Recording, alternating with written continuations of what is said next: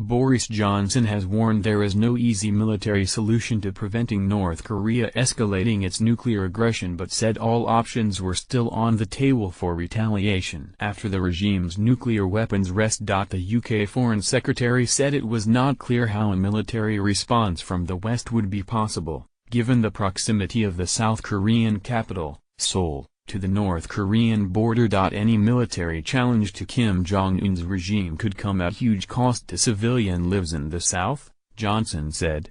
It's certainly our view that none of the military options are good, he told reporters after North Korea announced it had tested a powerful hydrogen bomb that could be loaded onto an intercontinental ballistic missile. It is of course right to say that all options are on the table, but we really don't see an easy military solution, he said.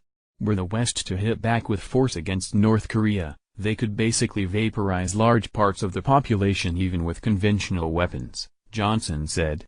So that's not really very easy to threaten and to deliver, he said.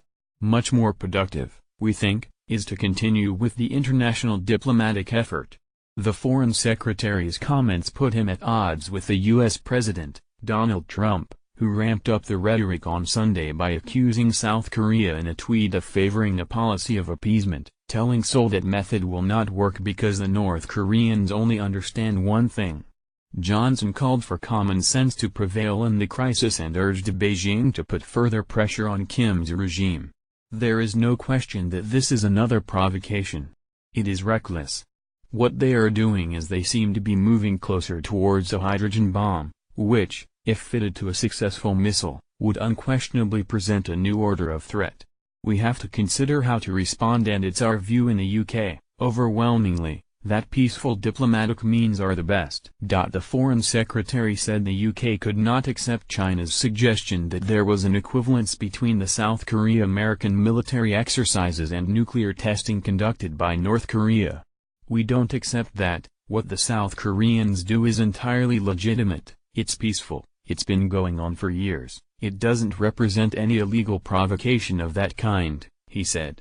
Our message to the Chinese is, and we are working ever more closely with them, we think there is more scope for you, the Chinese, to put economic pressure on the North Koreans. It has worked. We have seen signs in the last 6 months of Chinese pressure actually changing the approach of North Koreans. Let's see if we can do it again. China's foreign ministry said the North Korean test had come in spite of widespread opposition from the international community. The Chinese government resolutely opposes and strongly condemns it.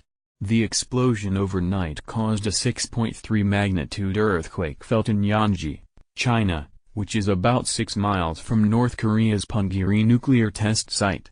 South Korea's Meteorological Administration estimated the blast yield to be 5 to 6 times more powerful than North Korea's fifth test in September last year.